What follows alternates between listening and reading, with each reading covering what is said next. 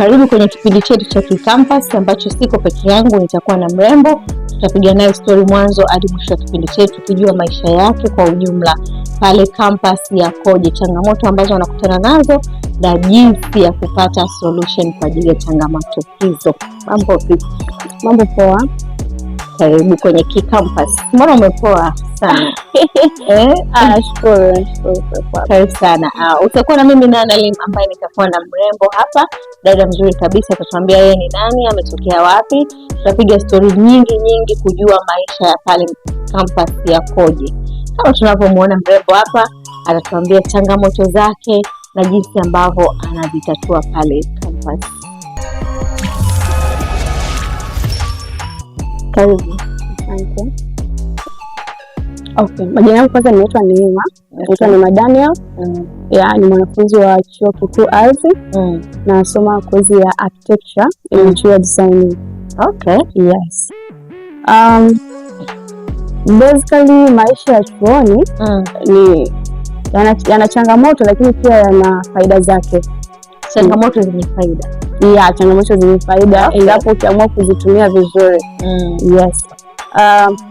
Kwa ufupi ni kwamba maisha ya campus ni maisha ambayo yanakuexpose kwenye level za ukuaji zaidi, lakini pia uwezo wa kuweza kuinteract na watu, uwezo wa kuweza kuchukulia fursa zilizoko, lakini pia uwezo wa kuweza kusolve changamoto ambazo zinakuwa zina ukabili wewe kama wewe. Na mambo mengi yanahitaji tu mtu kujielewa. Maisha ya chuoni yanahitaji mtu kujielewa kwa kiasi fulani ili wewe sasa kuweza kupambana na life ambayo iko pale. Yes, architecture. Mambo ya interior designing. Hiyo ilikuwa ni ndoto yako au ilitokea? Ilikuwa ni ndoto yangu toka mdogo. I used kupenda majengo. Nilikuwa napenda majengo, nilikuwa napenda kuona namna gani jengo linaanza chini mpaka linasimama juu. Nilikuwa napenda nikipita mjini kuona jengo fulani linaonekana hivi. Kwa ilikuwa ni interest yangu kujua hivi wana design majengo wanakuwa wana nini hasa, wanaona kitu gani na wanatumia mbinu gani kuweza kutengeneza majengo haya. So ilikuwa ni passion ya toka mdogo, na wakati nakuwa ni kama ilipotea, lakini it was there. Na nilipofika chuo was the place sana natakiwa kuchagua kozi, niende kozi gani. Mimi nilisoma mambo ya uchumi, nilikuwa advance. So my teachers, even my parents walikuwa wanatamani niendelee na issue za uchumi. Lakini mimi ni mtu ambaye niko purpose driven. Napenda sipendi tu kusoma kwa sababu nilisoma IJM basi niende kusoma uchumi chuoni. Hapana. Huwa niko Mungu hivi nataka mimi nikafanya kitu gani hasa. Kwa hiyo uliponiumba quotation nilizonazo ni issue gani ambayo nataka nikafanya sasa kwenye the next level of my education. So tokea hapo nilimshikisha Mungu na Mungu alinikonfirmia just go after architecture. Go after building, go after designing.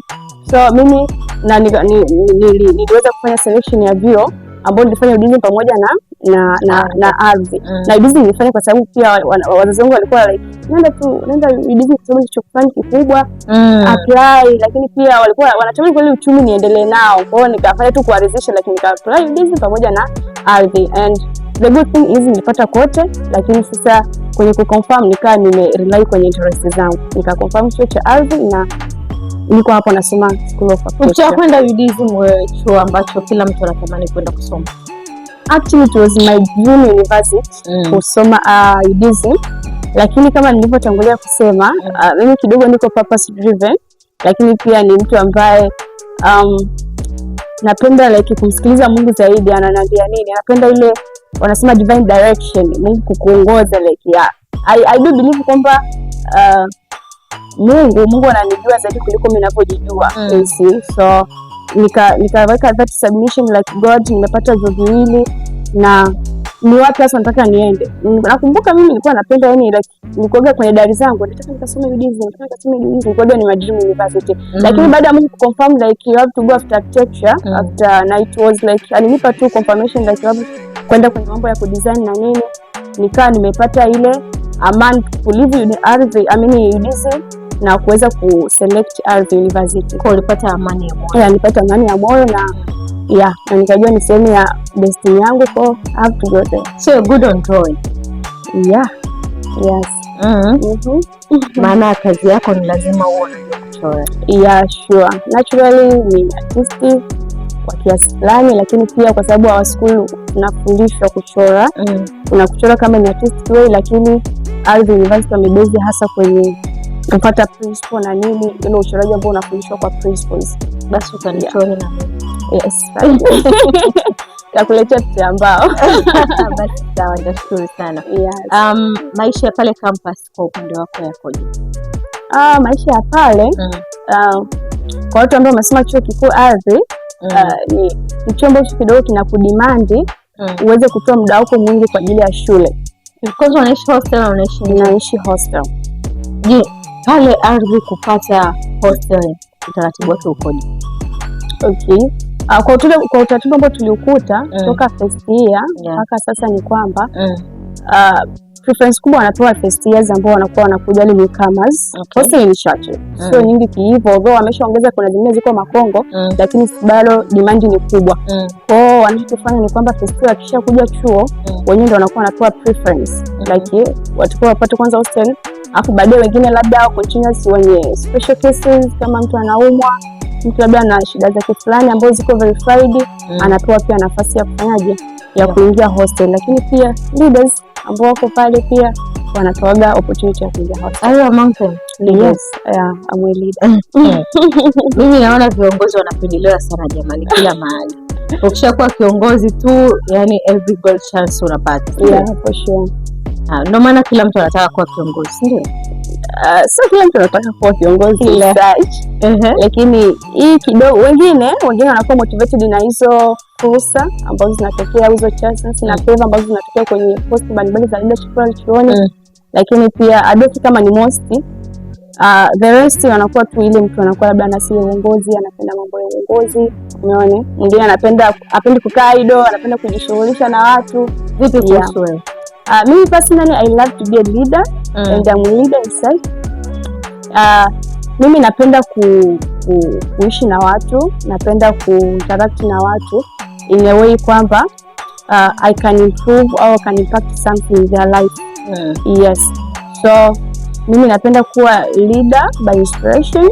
Napenda niwe mtu fulani ambaye naweza nikainspire watu wengine, my life, my character, personality, mienendo, so napenda uongozi wa staili hii hapo, kwamba to be better myself so as to inspire others to be better version of themselves. We have a good leader here.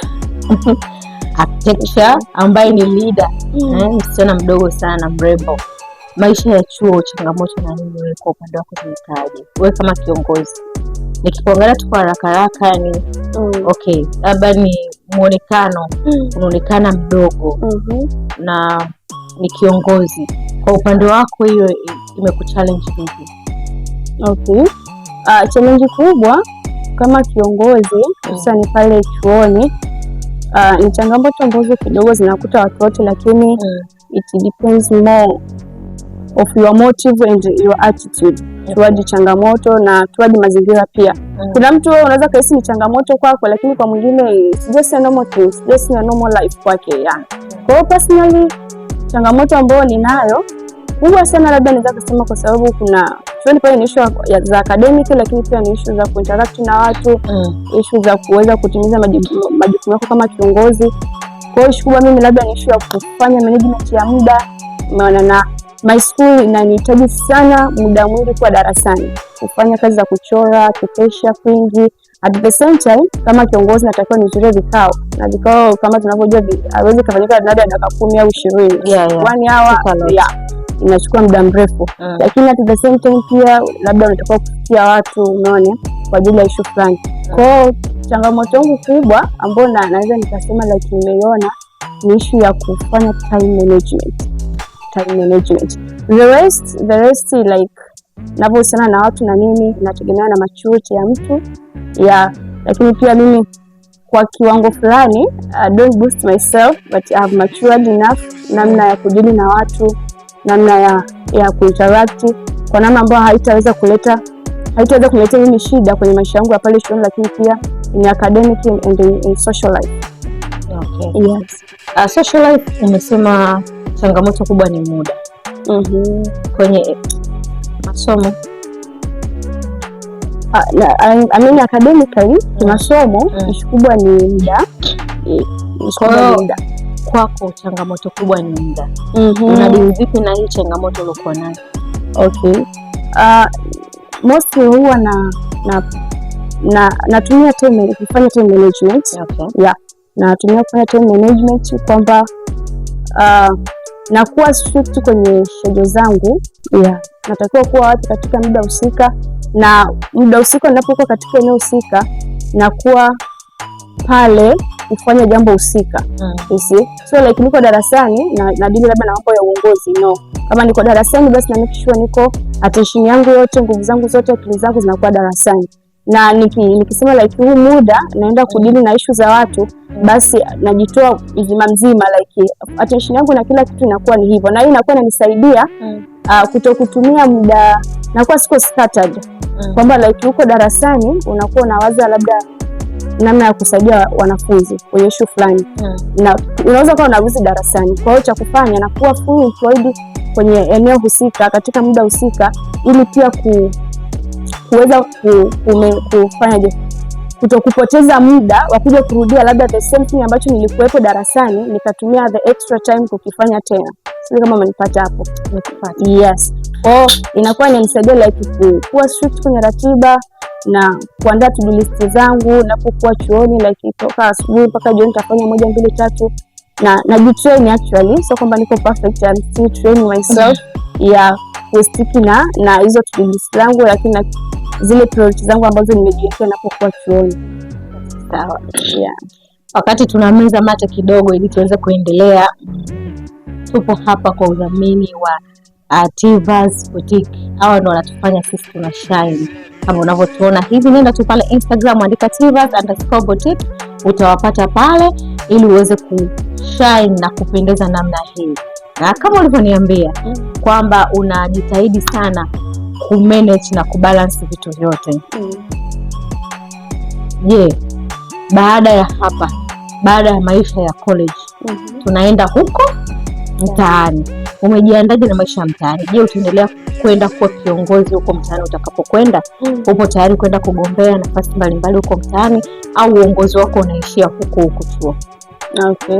Yeah. Kama nilivyotangulia kusema, I'm just a leader by nature. Yeah, na hii safari inaendelea. Ndo maisha yangu, ndo mimi, ndo this is my personality, and naweza kusema kwamba naona ni kama kusudi langu la mimi kuwepo duniani. Yeah, na nikisema mbona naweza nikapata the meaning of life ninapokuwa hapa, ninapokuwa najihusisha na mambo ya watu, kushughulika na kuinspire watu wengine, kuwafanya kuwa wazuri katika maeneo yao, ku acknowledge potential za watu wengine na kuwapa nafasi ya kuweza kuziexpress na kuweza kudevelop kutokea pale walipo. Hicho pia ndio kinanifanya mimi nihisi kama ndo naishi sasa. Umeona? Kwa it's a continuous journey ambayo inazidi inaendelea na itaendelea, na after school actually nitaendelea na issues za leadership. Okay. Tunamgombea hapa miaka mingapi tunamuona somewhere. I like your spirit kwamba unajiamini na unajua unachotaka kukifanya. Kuwa msichana na vitu ambavyo unataka kufanya au uongozi ambao unategemea kufanya, kwa upande wako wewe unaichukuliaje? Okay. Kwangu mimi to be a girl or to be a woman na issues za leadership, kwangu mimi kwanza ninaona it's a blessing kwanza kuwa mwanamke. Kuwa mwanamke na mwanamke ambaye ni kiongozi. Wanawake tuna nafasi nyingi au tuna opportunity nyingi za kuweza kusucceed kwenye uongozi endapo tukijitambua sisi ni akina nani. Lakini endapo pia tukijua tumebeba potential gani, tuna uwezo gani ambao by natural Mungu ametuwekea ndani yetu, inakuwa ni very easy kuweza kuongoza jamii au kuweza kuleta maendeleo katika jamii. So personally mimi nachukulia it's a blessing me to be a woman and na kutaka kuwa kiongozi, kwa sababu itanisaidia sana mimi kwenye leadership yangu. Inanisaidia kwa sababu tayari nina uwezo ambao Mungu ameniwekea wa kiasili ambao unanifacilitate mimi kuwa a good leader kwenye jamii. Umeona, it's a different kama mwanaume anavyoreact kwenye leadership na mwanamke ambaye akiingia kwenye leadership. Ni vitu viwili tofauti. Wanawake tuna potential ambazo tukizijua na tukizitambua na tukizitumia vizuri tunakuwa wana viongozi wazuri ambao ni wanawake, lakini tunaweza tukaleta maendeleo katika jamii, lakini tunaweza tukaamsha spirit kwa wengine kujiamini na kujikubali kufanya vitu ambavyo wanavyo ndani. Wanawake wana potential nyingi sana, lakini sasa kuna this kasumba au culture ambao jamii imekuwa kama ikiwawekea katika akili zao kwamba mwanamke labda yuko after the second purpose, anakuwa kwenye nafasi za pilipili au manaibu, sio vice nini. Watu wana mentality hiyo, ni kama vile hawawezaji kukaa pale juu. Sio kwamba hawawezi, ila wanaweza endapo tu wakiweza kuwa na ile self awareness, wakiweza kumachua kwenye vitu ambavyo wamepewa, umeona, lakini pia wakiweza recognize na kuweza kutumia uwezo ambao uko ndani yao.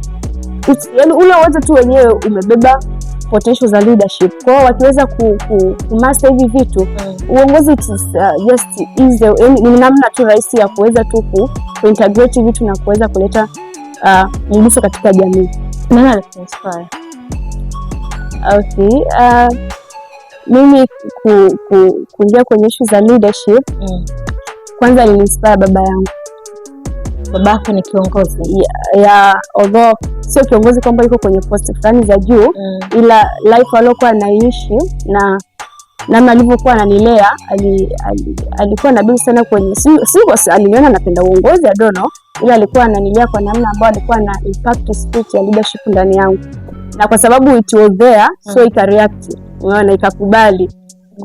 Kwa namna babangu alikuwa ni mwalimu, alikuwa mwalimu wa kawaida, lakini baadaye akawa mwalimu mkuu. Baadaye akaquit, akaendelea na business zingine. So me is life, na the way alivyokuwa na handle vitu na nini, alikuwa ananiinspire. Wanavyosemaga kwamba watoto wa walimu wanakuwa very perfect, wanakuwa wanaandaliwa vizuri kuliko watoto wengine, ni kweli? Mtoto wa mwalimu kufanya ukawa perfect the way you are? No, hapana. Si guarantee hiyo, kwa sababu mimi of course nilikuwa mtoto wa mwalimu na nimekuwa na wenzangu ambao ni watoto wa walimu, lakini hawajawa perfect hivyo ambavyo watu wanasema. It's different, na ina depend sana na huyo mwalimu ambaye ni mzazi sasa. Sasa yukoje, umelelewaje, unaona, anakulea vipi, lakini pia na yeye anakuwa ana malengo gani na familia yake na watoto, na yeye yuko matured kiasi gani, anataka kutengeneza watoto wa aina gani kutokea kwenye familia yake. Lakini pia it's more watoto, yani it's more wale wahusika sasa, watoto wenyewe. Unakuta mzazi kweli anakuwa anatamani mtoto afike mahali fulani, anatamani watoto wake wafike sehemu fulani, lakini sasa unakuta mtoto anakuwa hayuko ready, labda kutokana na kwamba yuko kitu anachokitaka mzazi hakiko kwake by natural, au labda anakuwa tu hivyo hataki tu. Kwa naweza nikasema labda inaweza ikawa ni probably kwa sababu ya nature ya walimu na nini, lakini kuna different factors ambazo kwa makubaliana na mimi, kuna ukweli ndani yake. Kuna mwalimu kuna kaukweli ya kuwa perfect. Umesema umekuwa na walimu wengine. Tumeona spirit ambao umetuambia tayari mzazi wako alikuwa anaipandikiza kwako, na aliona ndoto zako mapema. Unahisi ni kitu gani ambacho kilipelekea baba yako kuona ndoto zako mapema kabla wewe hujajiona kwamba you can be somewhere au you can be a leader? Okay. Mimi ni mtu ambaye napenda kujiexpress. Mara nyingi hata kama usiponiambia nitakwambia tu nje tukae hapa tuongee. Napenda nikwambie mambo yangu, bwana mimi napendaga hichi. So my dad used to kutuita na kutuambia like nataka baadaye miaka fulani wapi? Tuko wadogo sasa. Na tunaanza kujielezea. Na mimi niko vizuri kwenye kujielezea. Napenda kwenye kuelezea, na hisi kama vitu vinakuwa ni reality form. I like expressing myself. Kwa sababu kwenye ile kujielezea na kwenye kujielezea kwangu babangu akaona huyu mtoto anapenda mambo ya uongozi. Kwa hiyo unataka kuniambia kwamba expressing yourself inakusaidia kwa ajili ya baadaye kuliko kunyamaza au kusubiria kukimbilia ndoto zako peke yako? Of course. Kwa sababu gani? Unapokuwa unajiexpress unawapa watu nafasi ya kujua potential zako. You see? Na it's obvious huwezi kuexpress kitu ambacho hakipo ndani. It's not your passion, it's not your interest. Sio rahisi kuelezea hivyo vitu, umeona? Kwa hiyo mara nyingi unapokuwa unajielezea utakuwa unaelezea vitu ambavyo vinagusa moyo wako, vitu ambavyo unatamani to the future uje uvifanye. Kwa ile pale itakuwa inafanya wale watu wa karibu ambao unakuwa unaelezea kutambua potential, na kama mtu kama mzazi anakuwa anajua my daughter anaishi hapa kitu, so I have labda to nurture her kwenye a certain way ili aweze kuattain goals zake. Kwa expressing is a big tool kwenye watu kujua potential yako. Unawaambia nini wale wazazi ambao wanatamani watoto wao wawe kile ambacho wanatamani wao wawe? Kuna baadhi ya wazazi ambao yeye anatamani mtoto wake awe daktari na anasimamia msimamo wake mtoto wake kuwa daktari. Kuna mzazi yeye labda alikuwa mwanasheria au ukoo wao una wanasheria, ni lazima uwe mwanasheria. Unamwambia nini mzazi kama huyo? Okay. Personally mimi ni mtu ambaye ninaamini kwenye potential za mtu. Na I remember one day nilikuwa namwambia my mom like mimi nikija kukua nitatengeneza an institution ambayo takuwa naletea watoto wadogo sana ambao ninaweza tukawa tuna wale trainers ambao wanaweza wakadetect uwezo wa kila mtoto, like mtoto anapenda kitu gani, mtoto ana potential kwenye eneo gani, na from there tukaweza kumallocate kwenye institution ambazo zinaweza zikalea kile kitu yeye kutokea ndani. So mimi ninachowashauri wazazi ni kwamba wanaweza ka take time kuwafahamu watoto wao wanapenda vitu gani au wana potential gani. Na right now kwa ulimwengu ulikofikia kuna namna nyingi za kuweza kutambua vipawa vya watoto na uwezo walionao. Kuna sehemu watoto wanapelekwa labda the way anapokuwa ana behave kwenye, inaweza kama mpelekwa sehemu ambapo kuna a lot of stuff zinafanyika. Kwa hiyo mtoto anapokuwa labda anaenda kwenye sehemu fulani mara kwa mara, watu wanajua kwamba labda yuko interested na mambo ya music, yuko interested na mambo fulani, labda kwenye mambo ya nini.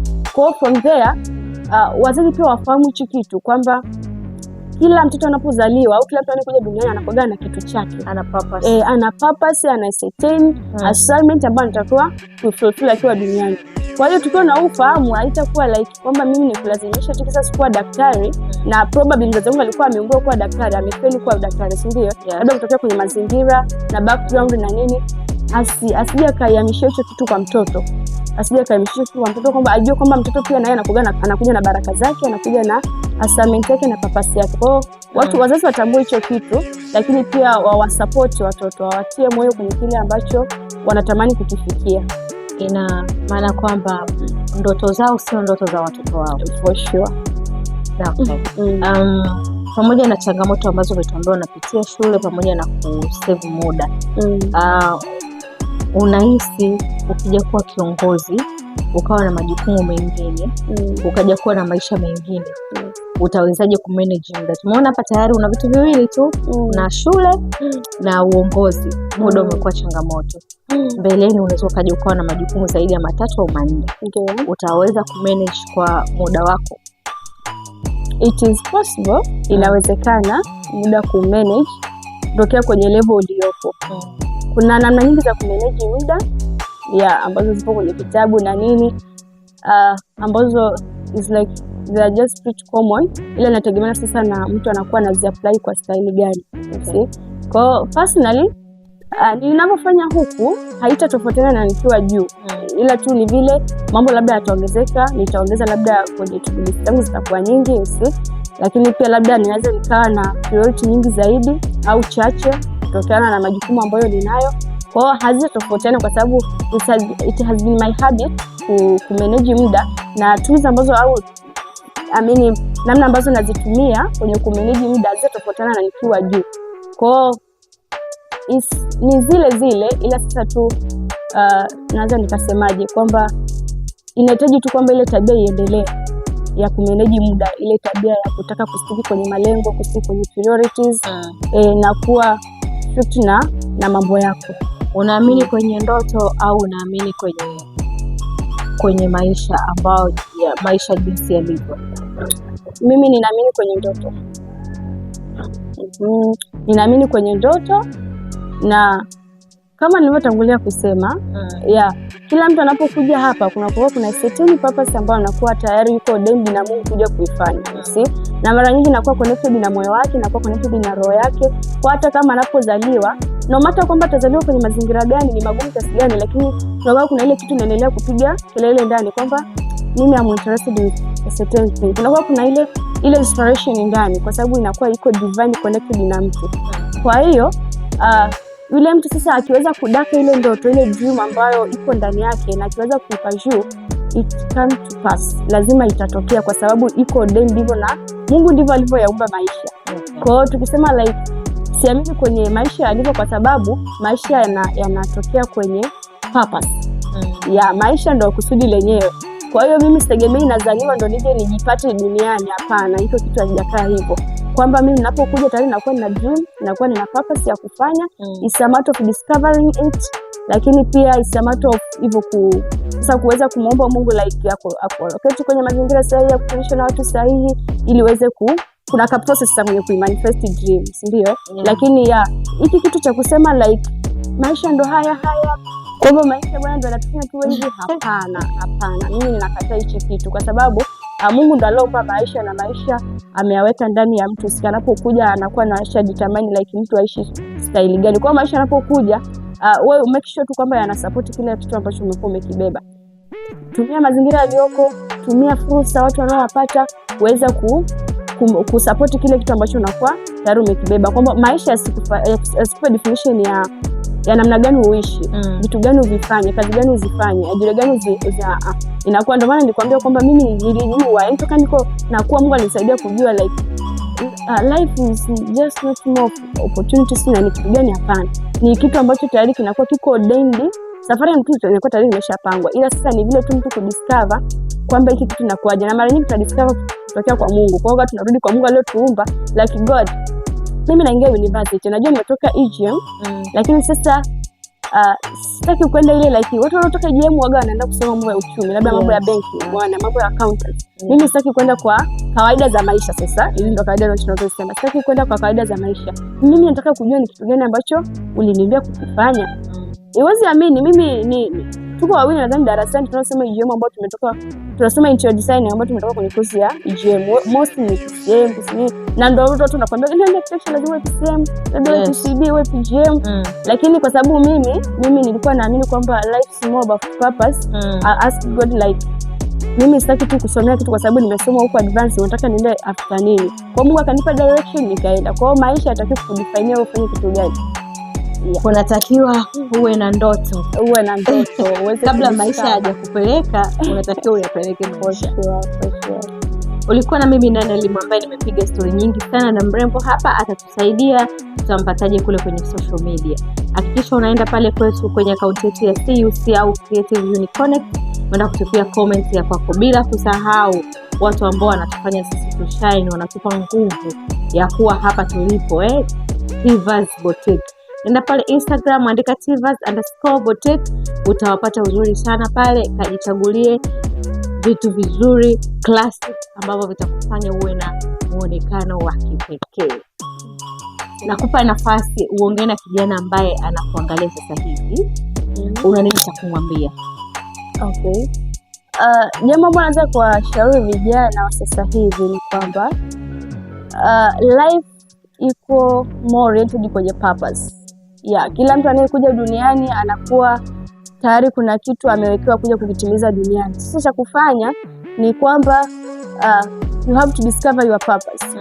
Tafuta kujua ndoto yako ilikuwa ni ipi, ulikuwa umeamua kufanya mambo gani duniani, ili unapokuwa unakuja unakuwa una focus kukimbiza ndoto yako. Maisha yanakuwa yakuchagulia jambo gani ufanye, maisha yanakuwa yakwambia kwamba sehemu gani ukae, ile kinachokuamulia hivyo vyote ni kusudi lako au ni ndoto yako, ndoto ambayo unayo ndio inaweza kusaidia namna gani una navigate katika maisha, nafasi gani za kuchukua, opportunity gani zikitokea unatakiwa uzirukie, zingine ni za kuacha za wengine, kwa sababu unakuwa unajua ni sehemu gani unakwenda. Kwa hiyo kijana unanisikiliza, nadhani pata muda wa kuweza kujua ndoto yako ni kitu gani, unatamani kutimiza nini unapokuwa duniani, na jambo hilo litakusaidia kuishi kwa usahihi unapokuwa duniani, lakini pia namna ya kuenenda inakuwa ni rahisi zaidi.